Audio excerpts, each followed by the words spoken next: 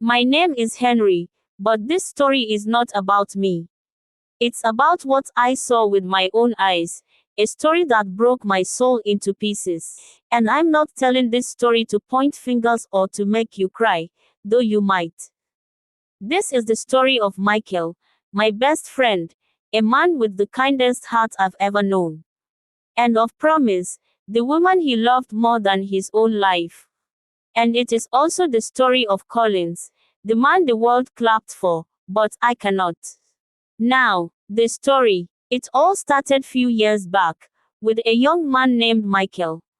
Michael wasn't born rich, but he had something many rich men don't have, a good heart.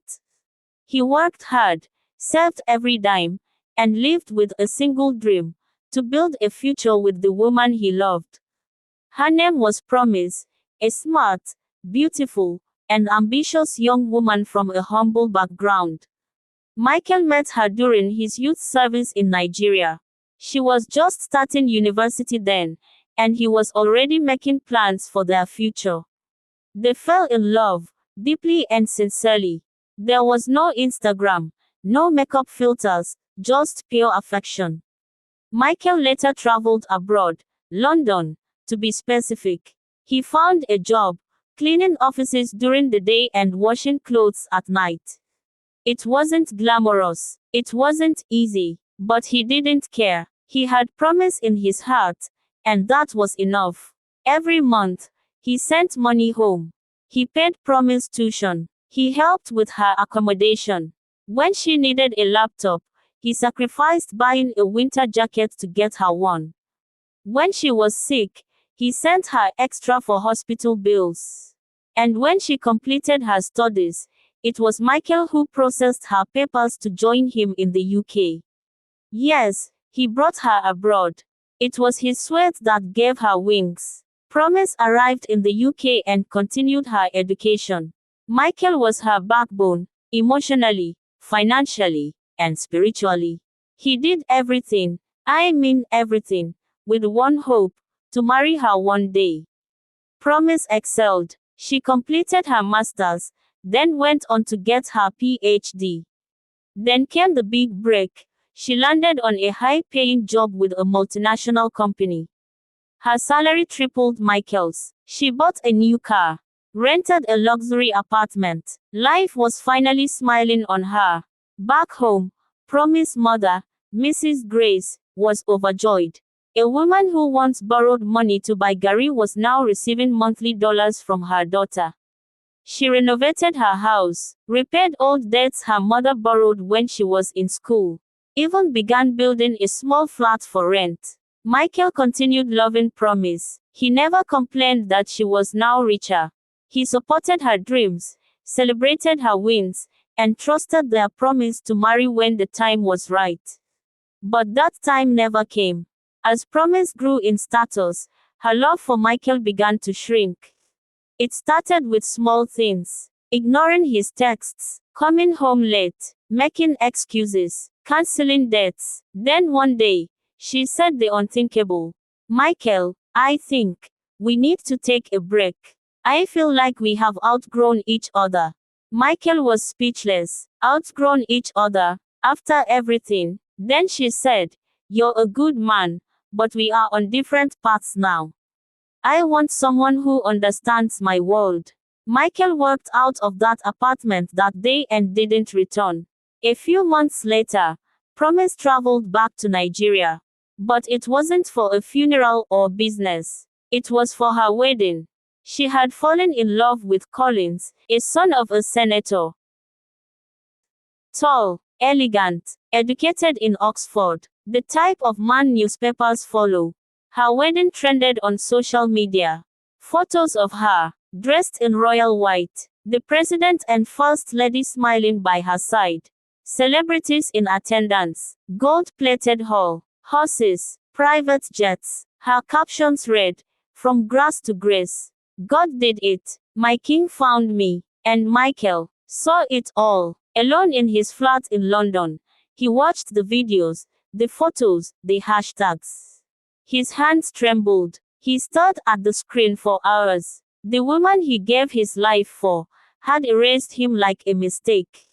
She never told him, not even goodbye, just wedding bells, headlines, and likes. In fact, the wedding was no small thing. Even CNN picked it up as a political society event. There were convoy sirens, a military parade, and a red carpet that could make a Hollywood premiere jealous. People clapped, bloggers posted, hashtags trended, Collins' wed promise in Aso Rock. But do you know who wasn't there? Michael, the man who made it all possible. The man who now sat alone in a one-room apartment in Birmingham, heart bleeding, eyes empty. He didn't speak for days. He didn't go to work. He didn't even answer my calls. When I finally showed up at his door, he opened it slowly, like someone dragging himself back from the edge of something dark. His beard had overgrown. His eyes were sunken. I asked, Michael, are you okay? He looked at me for a long time. Then he whispered, Henry, how do you mourn someone who's still alive? That sentence broke me. He was grieving, not just a lover lost, but a future erased. He had plans, dreams, sacrifices made in silence, and now she belonged to a man who had everything handed to him by birth. Promise never called, not once. She didn't check on him. Didn't send even a text to say, sorry for how things ended. Nothing. Michael began to shrink inside. He stopped playing his guitar. He stopped talking about the future. I knew he was holding something back, something dark, something final. Then one night, he messaged me. Just 3 words. She's back home. Promise had returned to London. Just a few weeks after the grand wedding in Abuja, she was back in her apartment like nothing happened. Collins was busy, political tours, presidential obligations, and endless meetings. He'd fly in and out, but she mostly stayed alone. That night, Michael stood in front of her building. For hours, in the cold, just looking at the windows, remembering. He told me later, I wasn't sure what I'd do. I just wanted to see her. To ask why. When she finally stepped out of her car and saw him, she froze. Michael, she said, surprised, maybe even afraid. He said nothing at first, just stared at her. She looked so different, classy, glowing, detached. Not the Promise we knew. She tried to walk past him, but he blocked her gently. I just want 10 minutes, he said. Please. She hesitated, then nodded. They went upstairs, into the apartment they once shared, now redecorated, filled with expensive new furniture, smelling of strange perfumes. Michael looked around, took a deep breath, then faced her. Why? He asked softly. I need to hear it from you. Promise sat down, legs crossed, like a woman in control. Michael, she began, I didn't plan any of this. Life just did. I'm sorry. He nodded slowly. Did I ever hurt you? No. Then why? Promise. After everything I did, everything we shared. She looked at him, no longer with guilt, just resignation. You gave me the best start in life, she said. But you were part of my past. Collins is my future. Michael closed his eyes. That sentence sealed it. He stood, took a deep breath, then he said something she wasn't expecting. I hope you're right. I really do. Then he walked out. I thought that would be the end. That he had finally closed the chapter. But I was wrong. Michael stopped picking my calls again. And this time, it lasted weeks. What I didn't know was that he had written letters. One to his mother, one to me, and one to Promise. He waited for a Sunday. He knew she'd go to church. He waited near her house. And when she stepped out that morning, looking radiant in white lace and gold heels, he followed her from a distance. When she returned around 2 p.m., he was already inside her apartment. She screamed when she saw him. Michael, what are you doing here? He raised his hand calmly. I just want to talk. Nothing more. She hesitated, then sighed. 5 minutes. They sat. Again. Michael pulled out the photo they took the day she got her visa. The same photo he kept in his wallet for 5 years. Her smile in that picture still had innocence. I loved you. Promise, he said. And you knew it. I know, she whispered. He reached into his coat pocket, pulled out a folded sheet of paper. This is the last thing I'll ever give you, he said. She took it slowly, unfolded it. It was a letter, full of memories, poetry, and pen.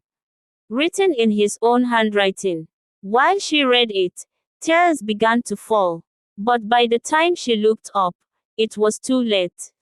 Michael had taken out a knife from his side pocket. Michael, no, she screamed, rising. He moved quickly, tears flooding his own eyes. I'm sorry.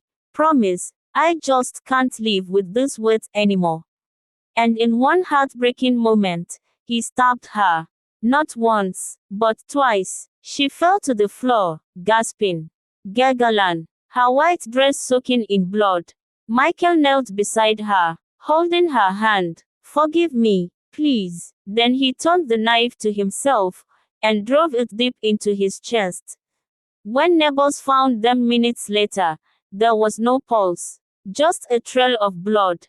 And a silence later, the news the next morning exploded like wildfire. Wife of senator's son killed in London. The jealous ex takes both lives in shocking attack. Her photos flooded the media again, but this time, not in wedding gowns, but in coffins. Collins, the senator's son, flew in and out silently.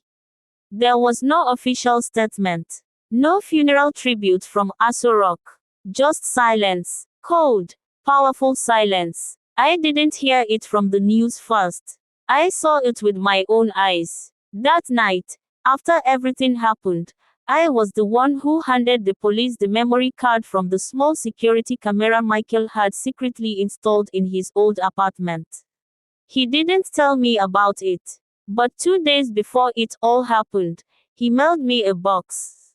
Inside were 3 things: the key to her flat, a letter addressed to me, and that memory card. The letter was written in his usual calm poetic handwriting. It began, Henry, if you're reading this, then I am already gone.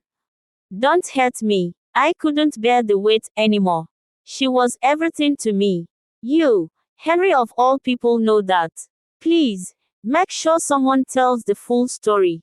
Don't let people just call me a jealous ex. I was more than that.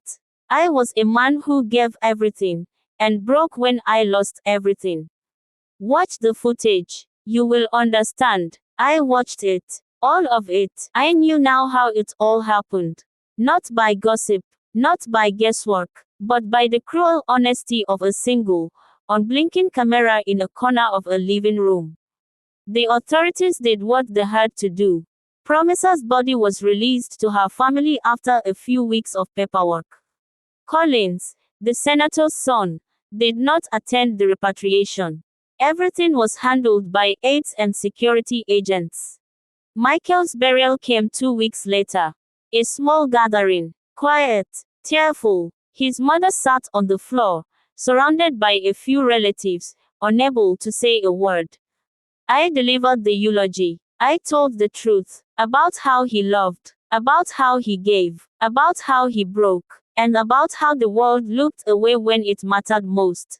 That day, I made a vow to never tell this story like gossip, but as a real bleeding truth. My advice to everyone watching this video: if you're listening to this, I beg you, learn something before life teaches you in a way you can't recover from. Sometimes, love isn't enough. Sometimes, your best won't be rewarded. But no matter how deeply you are hurt, let pain stop with you, not to continue through you. Promise had the right to chase her future. Michael had the right to grieve. But when grief turns into destruction, everyone loses. We live in a world where people post everything: pictures, weddings, breakups, private joys. But nobody posts the depression, the tears, the trauma. Let some things remain sacred, especially when someone else's heart is involved. If you are in love, cherish it. Fight for it. But if it must end, please, let it end clean. Say goodbye with respect. Don't leave people hanging with confusion and pain. To the women, don't forget the man who built you when you were still under construction. To the men, don't lose your mind over someone who no longer sees your worth. Move on, heal your soul, and let go. But never, ever, destroy. This story is not for entertainment. It is someone's real shattered ending.